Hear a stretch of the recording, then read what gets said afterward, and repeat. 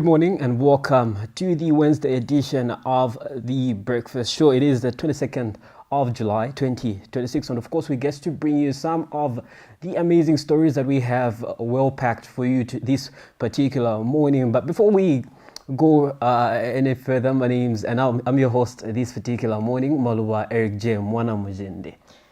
And of course, I am Mishe Kinjakwa Edgars. It's been 3 months of set, and I'm glad to debut this morning on the Wednesday edition of the Breakfast Show. And indeed, we're here to keep you informed with the latest news and current affairs in Zambia and beyond, as well as keeping you inspired. And today's show promises to be bigger, brighter, and of course, stronger than the other. Indeed. Mishek, well, before we get into it, what's new? What's new on your side? What's on your mind and all that?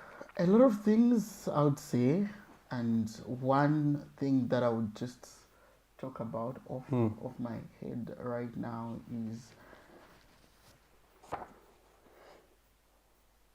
oh Lord. I don't know. It looks like there's a lot on your mind that you cannot even bring out one. It is a lot, and I'm trying to think which one should I pick up first, but I think this one is pressing on my heart. I don't like how I'm seeing young people being involved in violence, you know, especially for the fact that we are a few weeks away from the general election, and I'm seeing a lot of people failing, especially young people, failing to express their political differences minus being violent. And that is very, very sad. And I'm sure the law enforcement authorities and other relevant organizations are seeing to it in order to see that we can have different political affiliations and views but still remain peaceful, because at the end of the day, it is one Zambia, one nation. Indeed, and it's quite amazing that you've brought out that thing, because of course we've gotten to see a number of issues rising up pertaining the same cases of violence, especially for the fact that you have mentioned as we get towards the election poll date, August 13th, we've seen how much young people are getting excited. And at the end of the day, of course, we have these leaders that are going to be seated on those seats. And now, at the end of the day, you will get to realize that there's nowhere those acts of vices are going to take us or take these young people that are out there. So please, even as we get closer to the election poll date and the elections date, I should just say, make sure to stay home if you don't have anything to do. Please do not go out, start creating all this chaos, because at the end of the day, you will find yourself in trouble and nobody's going to be there to save you. The people that you're making noise for won't be there to take you out of that place. And that's just the truth. Let's just be straight on it. Exactly. And one thing that we miss along the way is these politicians are friends at the end of the day. They'll make you feel or think as though they are different with regards to hating each other. They do not hate each other. I think we can see from what the Republican President, Mr. Hakainde Hichilema, said during the funeral service of the former Vice President, Dr. Guy Scott.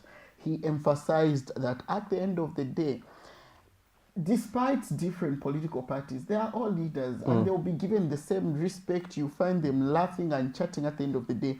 It is you who is going to be dealt with by the law. So please, please, please desist from violent activities. If you know you belong to political party A and your friend is from the political party B, you can still be friends, you can still be family, and at the end of the day, your vote is secret. True. And now, still ahead on the show, of course, we've got conversations with guests, quite an interesting one. Like we say, today's a special edition, and we've got the newspaper headlines, where we just get to pick out some of the stories that are making headlines in our local newspapers, and social media trends. And right now we will just jump onto our stories in detail. Of course, the first story that we have this morning is government warns civil servants against partisan politics. And now the story, Misha goes on to read, government has warned civil servants against engaging in active partisan politics, while saying such conduct violates the Public Service Code of Ethics and could lead to disciplinary action, including dismissal. And now it goes on to further speaking during a media briefing in Lusaka, where Ministry of Information and Media Permanent Secretary Thabo Kawana said public officers who choose to participate in partisan political activities risk losing their appointments and should not expect government intervention if disciplinary measures are taken. Now, let's get to look at this particular video for more information.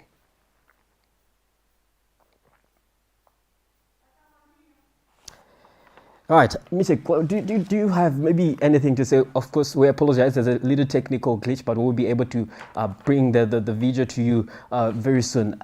What's your thought on this? Partisan politics. I think this marries into what is on my mind this morning. A situation where I'm a civil servant, I'm a journalist, and I'm actively taking part in partisan politics, where I actively affiliate myself to a particular political party. Yes. And that is not allowed, because that would definitely temper with my delivery as a disseminator of information. I'll be biased. I'll be favoring the other political party at the expense of another. And that is not free and fair election. It is very, very unprofessional. And I like the fact that the permanent secretary, Mr. Kawana, said, should you be found wanting, should you be found wanting, the government will take its course, the law rather. Yeah. But then at the end of the day, of course, it's well understood. But you know, as mere Zambians, or as let me not put it like that, but as just people, at the end of the day, we get to feel like this is a wrong thing, because we feel everybody has the right to, you know, support whatever team or whatever political party is there. And now we get to hear it's brought a little bit of some talking up and around, because some people feel they've got free will to, you know, vote for or be on any political party. But at the end of the day, of course, we all know that a civil servant is under the government of the day. So yeah. I feel rather it's okay for it to be this way, because at the end of the day, like you have mentioned, it's going to affect certain things about you if you're going to put yourself actively in a certain political party. Because imagine you're working for the current government and you decide to, you know, go up and just be all over with the other side, deciding for the other team. At the end of the day, even your workspace, your work thing is not just going to be a very, very comfortable space, I should say. Oh yeah. So please see to it that you exercise. I think, let me just emphasize this point. You can still, you're free. I mean, you've got freedom of assembly, freedom of association. But at the end of the day, your vote is definitely a secret. True. No, on that one, let's put it like I've got trust issues, sorry to say, especially for people who actively want to practice partisan politics.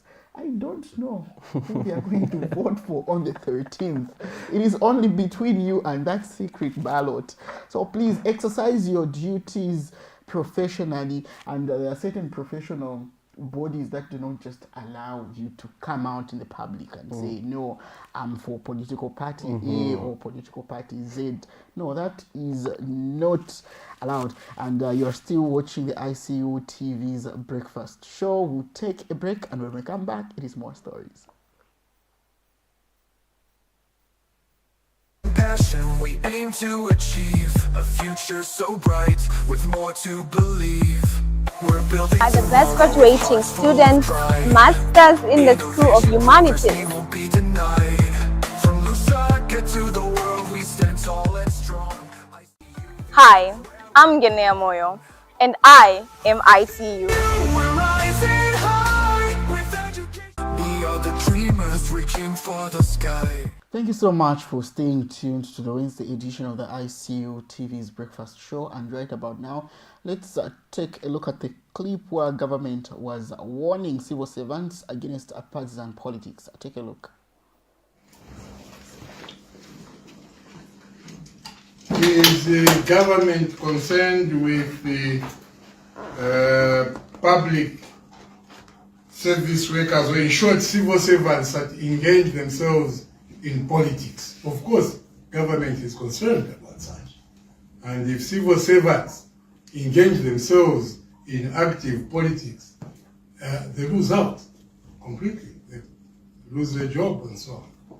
So government is concerned about civil servants who engage in politics. Is that okay, Mr. Mwansa? Yes, I was making a direct reference to. Those are the words coming from the Permanent Secretary for the Ministry of Information and Media, Mr. Tabo Kawana. Well, you're still watching the ICU TV's Breakfast Show on Wednesday, July 22nd. We continue with these stories. The Mufulira Municipal Council has seized and disposed of meat products deemed to be unsafe for human consumption following inspections of butcheries across the district. Now, the exercise conducted by the council health officers under food safety regulations found products that failed fitness for consumption standards. The council has warned butcheries and food businesses storage and handling practices, cautioning that non-compliance will attract penalties, including fines or closures. Residents have been urged to report suspected cases of unhygienic food handling as inspections continue. I'm sure you can see pictorial evidences on your screen, and it's very unfortunate that we are having, should I say, alleged deliberate selling of unsafe foods. Because how do you do that? I think one thing that I usually emphasize on is the fact that our bodies are machines that work in accordance to certain rules, and should those rules be tempered with, we risk even death.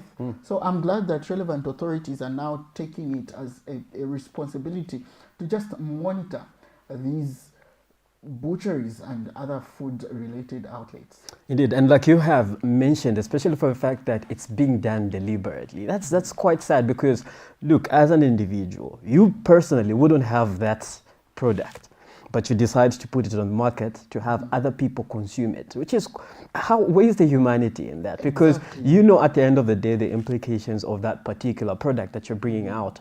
Because if you have spoiled meat, that it's going to bring out certain complications and certain diseases in other people, but you still decide to bring it out. That's very big selfishness, I should say. That's just you as an individual only thinking about yourself, and that's something that we should not tolerate as a country. And we really do appreciate the Mufulira Council for taking action on in this particular vein. I love the fact that they've also mentioned a number of things such as storage and proper handling practices. There is usually difficulties with regards to buying food, and then the person handling the food and how they are handling food, they are not appealing. So this is why butcheries and other restaurants just emphasize on hygiene. Hygiene shouldn't just be in how the food is being stored, but definitely even the person dealing with the food. Indeed, and of course, just maybe to close it up on this story, well, let me just say that we shouldn't only leave it to the relevant authorities, and I should say the relevant authorities are not just those people that are in that particular thing. Even us as citizens, if you feel there's something wrong, it is okay for you to report such cases. Do not wait until we have the council and these other offices coming in order to curb this particular vice. Well, you're still watching the ICU TV's Wednesday edition of the Breakfast Show. We take a break, and on the other side, we speak to guests. Stay tuned.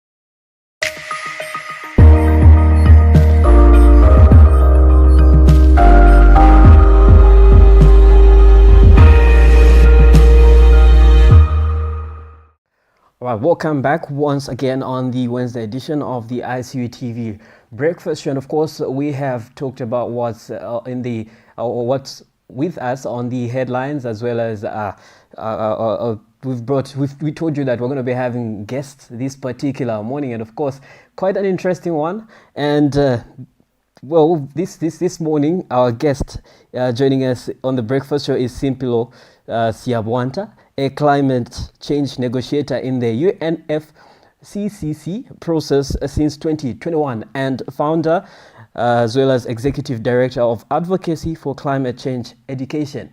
Well, he is a climate justice advocate focused on youth empowerment, climate education, policy and governance, and has represented Zambia at international climate meetings, including COPs and UNFCCC sessions. Good morning, sir.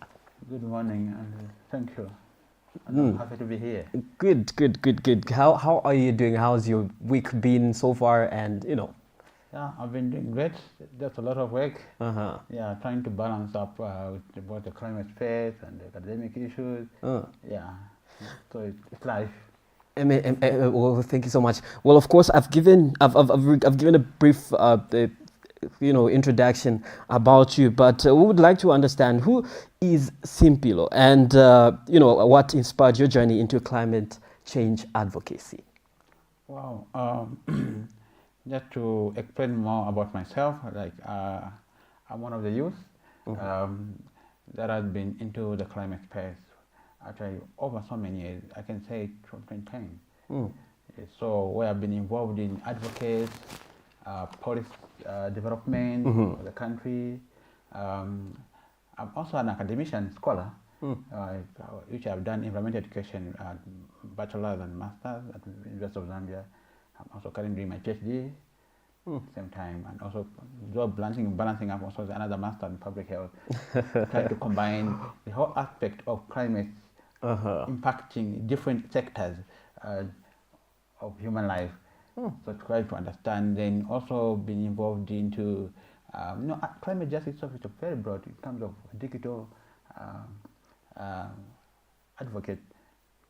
People get to know and get information about what is climate change, what they're supposed to adapt to, what they're supposed to build resilience. So this is the whole of myself, what I've been doing, and I've been involved in kind of validation and also attending meetings because where youth are not there, it means that you're not involved. Yes, so, amazing. It looks like you're quite a busy man. Very, very, and only a very short window. Once you miss me there, you never miss me again. Then we really are glad to have you this particular morning joining us on the breakfast show. And now getting down to our second question. Well, you have represented Zambia at global climate change negotiations. So what has been your experience engaging at international platforms like COP? Well, it has been a dream come true. The challenges of attending global conferences, it requires a lot of hard work. It requires a lot of commitment, a lot of sacrifice. I started in 2022. 2021 we had COVID, yes. So I couldn't attend COP, the COP in Glasgow, which was in UK. Yeah. So COP26. So because of traveling restrictions that were there, so I did most of my work digital. Attended digital COP. Then comes COP27, which was held an African COP in Egypt, Sharm el-Sheikh, and where I won a Global South scholarship to represent the Global South young people. Wow, interesting. So we were two from Africa, and one of my colleagues are from Togo. Yes, so we were selected over 5,000 applications, but they only wanted two from Africa. Yeah, so it was a great experience to learn just in an environment where there's thousands of people attending the COP, and you don't know where to start from.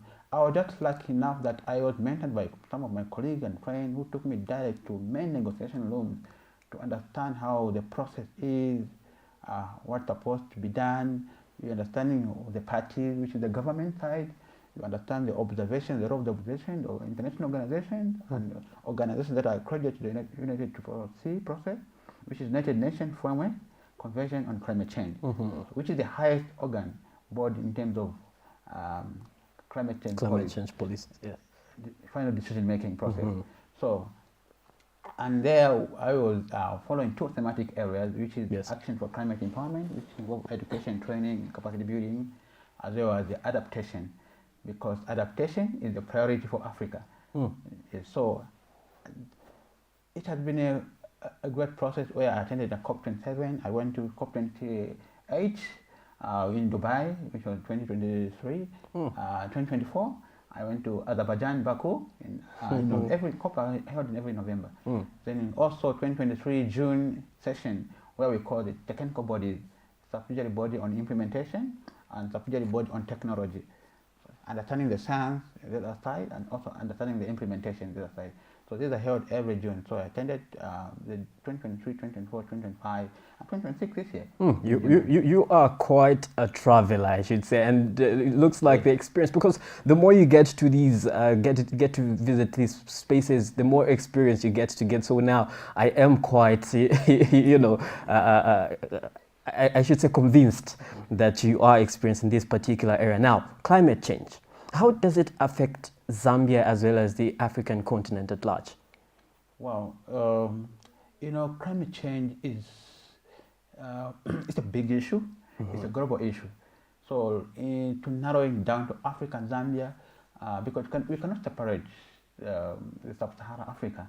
We are actually the most impacted continent. So.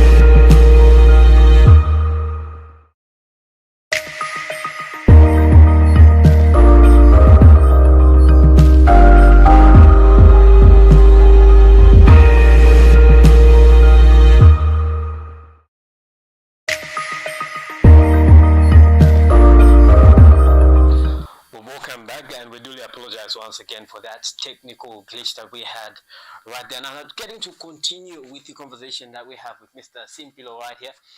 We were talking about how climate change has affected Zambia as well as the African continent. Please do make us understand how this is. Yes, so we are coming from a background where the developed countries have been long time ago. I'm sure you know about the industrialization. So there's been a lot of emissions that they did, and most of the impacts have been coming to the developing countries. So we talk about temperature rising, we talk about increase in flooding, talk about drought impacts affecting the agriculture sector, affecting the energy sector, other sectors related to the economy. So find that now, like they talk about the 2023 incident, where Zambia experienced the worst drought. Yes, and a lot of farmers had planted their crops, but they ended up being destroyed, and which reduced the production rate. And now, these are kind of the situation, the impact of climate change, because we had less rainfall. Yes. And most of our farmers, peasant farmers across the country, depend on rain-fed agriculture. And so this is how the impact of climate, in a simple language, affect the common person, the farmers. Indeed. At the end of the day, we see also the economy. It's so now, and now the Zambian economy depends on agriculture. Yes, where it's now supposed to produce more crops, both for country consumption as well as for export. So find that now for export it's limited because you can't export to the way you're supposed to export to generate revenue. At the same time, this side now, the local people, the Zambian people, have an unsustainable way of now means that they cannot survive to the next season. The food is limited, which impacts the food prices in our in a shop and the other thing, increase of minimum prices because of the less production of the maize. Yes. So now it's not only maize now what we're talking about. We're talking about other variety of crops being impacted because we have lots of rainfall. And Zambia is divided into 3 categories where we have zone 1, zone 2, and zone 3. So find that zone 2 and 3 have average or less average rainfall. So this is the kind of, and we saw also in the other aspect, the Zambezi River, the Kariba Dam having less water. The country cannot generate enough power through hydropower because also our economy depends on hydropower. So where we experience long hours of load shedding. So these are some of the impacts that come to impacts of climate change. So now, what do we need to do? We need to diversify our energy sector. We need to diversify our agriculture sector. Yes, by increasing, by promoting climate smart agriculture, which involves irrigation. And we saw how the government agencies, Zambia National Services, coming on board to grow crops in their farms to actually supplement to the government needs. So these are kind of initiatives. When it comes to the energy sector, we have seen now the renewable energy coming on board now, where solar power stations being put in place in different parts of the country to achieve the 10,000 megawatts, which the president has been advocating for. And I remember very well in Dubai, actually attended a session with the president where he was talking on energy, which was organized by the European Union, yes, at the EU pavilion. He actually emphasized that in the next 5 years, Zambia will come out of this energy challenge by generating more power through solar power energy. And this has come to a reality where now solar power stations are being put in place in most part of the country. And I believe in the next 5 years, by 2030, we will actually achieve more than 10,000 megawatts. And the economy is going to stabilize because now household power will be achieved. Means that the industries that we are supposed to develop in more different parts of the country to run our economy will have power throughout. And from that aspect means that we can have 24 hours power, 24 hours economy, because you need power to run the economy. In the mining sector, in the agriculture sector, in the tourism sector, and other aspects, health sector, because you cannot separate health and the economy.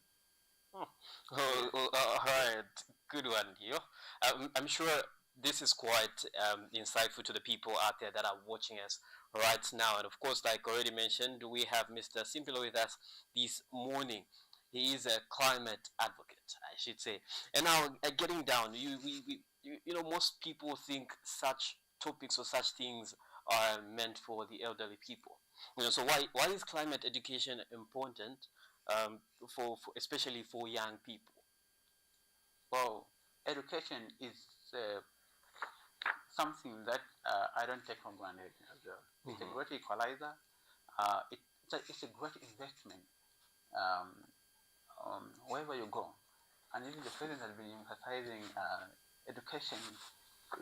When you educate a nation, it means that you have secured the future for the nation. So I want to use the most famous quote by one of our great leaders in Africa, former President Nelson Mandela. Nelson Mandela. Yes, who has embraced education as a powerful tool to change the narrative, to change the nation. You know, we are coming from civilization. You know, we can only develop our nation by by imparting knowledge to our people. So climate change education is become a critical aspect in terms of building climate action in our country, where we need to go out there and promote climate initiative, innovation. We need to go and build capacity to our young people. Right now, you find a child buys a banana in an open place. He steals the bananas, eats, and he just throw away the waste. And you tend to wonder, do they have the responsibility to of the environment? Do they want someone else to come and fix the waste for them? So the education comes in now to say, no, I don't need to throw the waste anywhere else. I have to put it in the right place. Someone else can actually use the same waste to become an organic manure. It can be recycled. So this is the kind of knowledge that you want the young people to generate. It's not every waste that's supposed to be thrown out there. So some of the waste can be used for, in the agriculture sector, can be used for plastic, make new plastic. Yes. So the kind of education that we want to see is where we can accelerate climate action. So by going in the community, actually the most vulnerable communities, to train them on how they're supposed to adapt to the impact of climate change. As I mentioned, that adaptation is it's a priority for Africa. So adaptation is empowering of knowledge on the most vulnerable communities or most vulnerable nations to adapt to the impact of climate change. So on the other hand, we have what we call mitigation. So mitigation is about reducing the emissions. So Africa, we only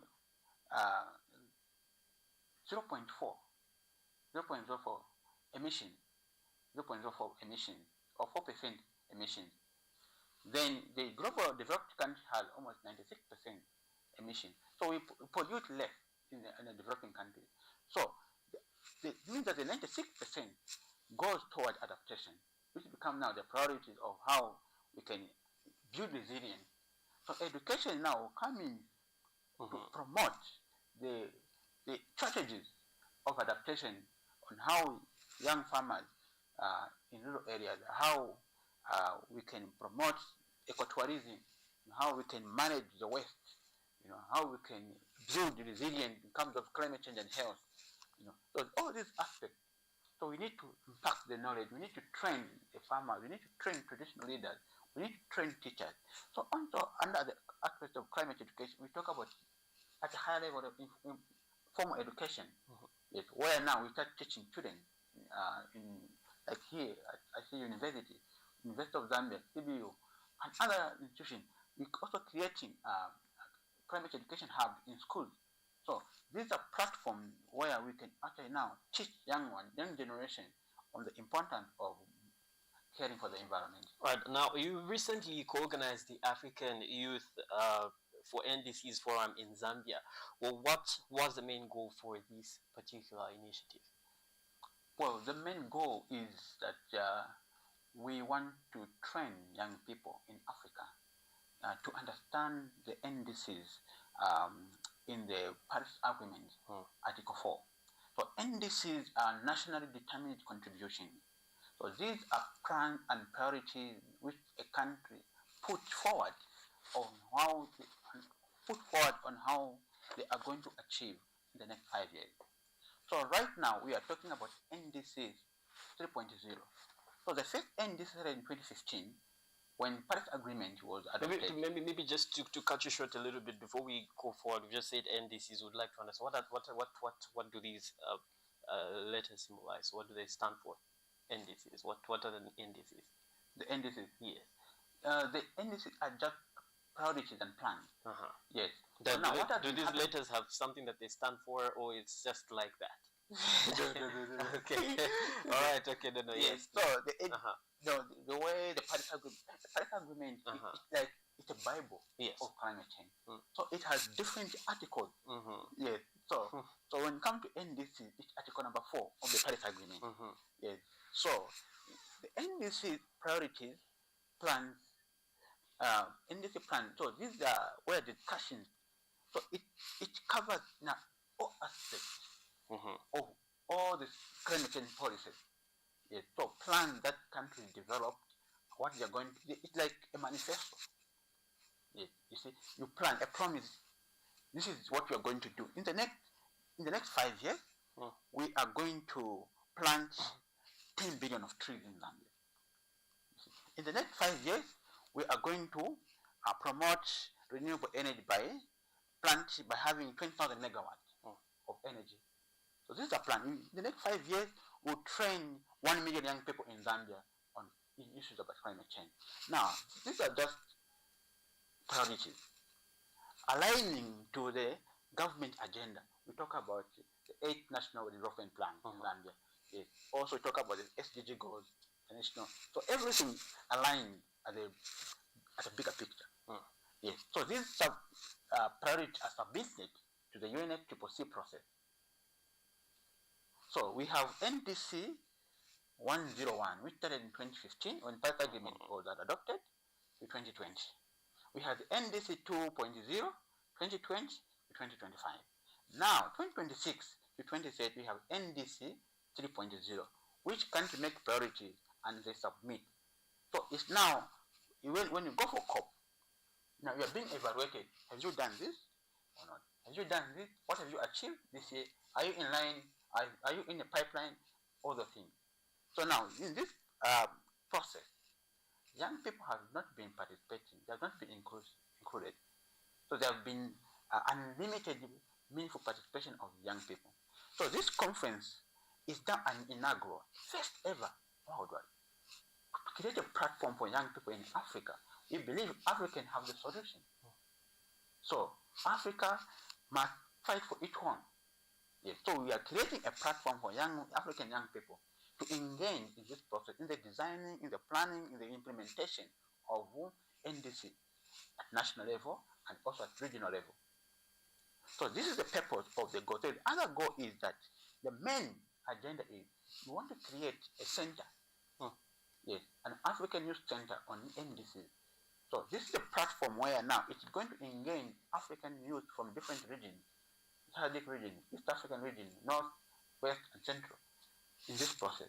So where they can come and share experiences, what they are doing in their country. Are they being involved in this process? You see? And also share innovation, because you want to see young people also doing sustainable agriculture as a way of a livelihood. You see? Well, I feel like you have responded to even the questions that I was having coming up ahead. And well, for the interest of time, I think this is what we'll be getting to wrap up the guest interview. And now, before we get to go, I think we will need you back here again and again and again to just talk more on these particular issues, because this is something that's not just going to help us here in this studio, but even the people out there that are watching us at this particular moment. And even as we get to wrap it up, your final words, just to put it in a nutshell, whatever we've talked about, just give your final words to the people out there that may not really understand what this climate change is. Just talk to them in a few words to just wrap it all up and, just some ways of encouragement to the young people out there that could want to be a part of this? Well, young people out there, I want to encourage you that the battle is on. Climate change is real an issue. We want to see you engaged in this process. We want to see you being empowered. We want to see you being actively involved in the policy making. Actually, I want to see young people attending COP. This year we are preparing for COP31 in Turkey and Antalya with a theme COP on implementation. So we want to build the conversation on implementation, not only NDC, we want implementation on adaptation, implementation on climate education, implementation on other articles, Article 6 on carbon market issues, climate justice. There are a lot of aspects where young people can actually engage. So we want to see you being involved in this process. Everything is open, and we are currently training young people in climate education. So they are cohort 3 of the climate education through the organization Advocates for Climate Change Education. So where we want to build young people to get to know what takes place, so that they can also teach others. Yes. Then also in the issues of governance, we want to teach young people on how to become negotiators. As a junior negotiators for the country, for the global south, I have to speak on behalf of young people. I have to speak on behalf of, when you're given that high-level platform, you speak on behalf of others, the vulnerable communities. So this, it doesn't take a day. It's a long process. You need to be trained. After being trained, you start experiencing by attending these international conferences.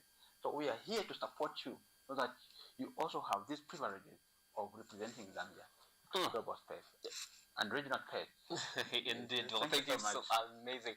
I think on my part, I would say this was a really insightful conversation, and I believe even the people that are watching us have gotten to learn a lot. And like I said, we'll love to have you again and again, to just unpack more of these conversations to make people understand what climate change is. Of course, even just dive deeper into it. Otherwise, once again, we really do appreciate your coming here and being a part of the Breakfast Show. Thank you so much.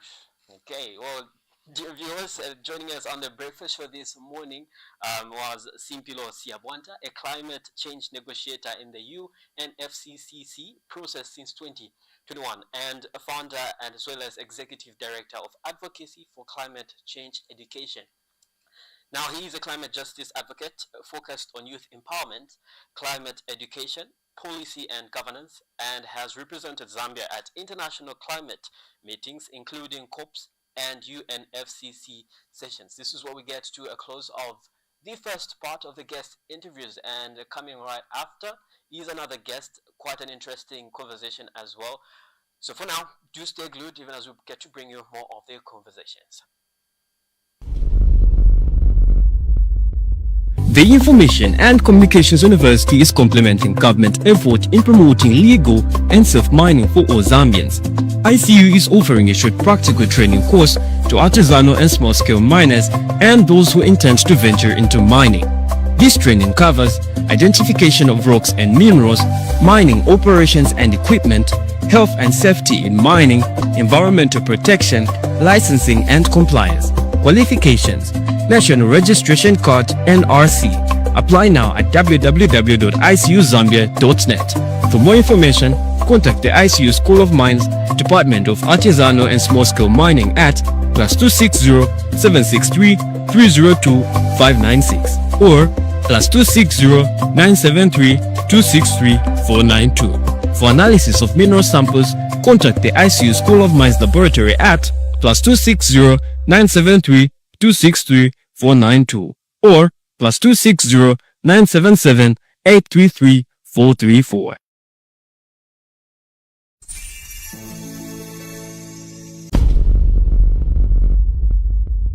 The Information and Communications University is complementing government effort in promoting legal and safe mining for all Zambians. ICU is offering a short practical training course to artisanal and small-scale miners and those who intend to venture into mining. This training covers identification of rocks and minerals, mining operations and equipment, health and safety in mining, environmental protection, license. Well, thank you so much for staying tuned to ICU TV's Breakfast Show Wednesday edition. And before the break, that was a conversation, climate-related conversation, and just a few pointers with regards to how academic affairs at the Information and Communications University. And I know that you are aware that the recently released semester results